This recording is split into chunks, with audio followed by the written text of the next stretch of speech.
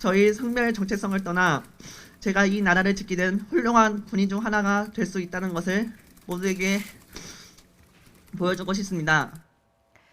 네, 군 복무 중 남성에서 여성으로 성전환 수술을 한 뒤 지난해 강제 전역이 결정된 변희수 하사 기억하실 겁니다.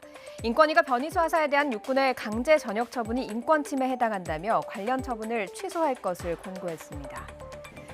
변 하사의 강제 전역을 두고 우리 사회에선 갑론을박이 벌어지기도 했죠. 트랜스젠더 군인 해외 사례는 어떨까요? 방식에는 조금씩 차이가 있긴 하지만 전 세계적으로 성전환자에게 군복무를 허용하는 국가는 21개 나라입니다. 영국과 프랑스, 독일을 포함한 유럽 15개국과 또 이스라엘, 캐나다 등이 포함되어 있습니다.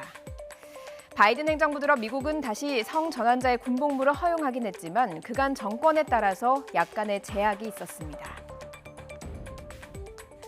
먼저 클린턴 정부 때 성전환자는 군복무는 가능하지만 성정체성을 밝히는 걸 금지하는 조건부 허용을 했고요.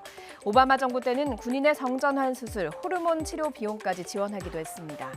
하지만 성소수자의 반감이 있었던 트럼프 전 대통령이 집권하면서 성전환자의 군복무를 제한했습니다.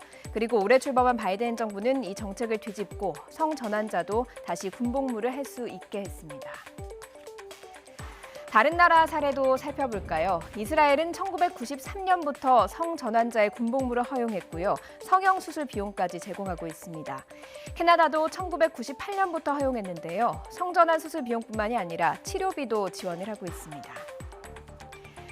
지난해 우리 육군이 변 하사에 대한 전역을 결정하자 외신들도 큰 관심을 보였습니다. 당시 BBC 등은 한국 사회의 보수성을 드러내는 사례라고 지적하기도 했습니다.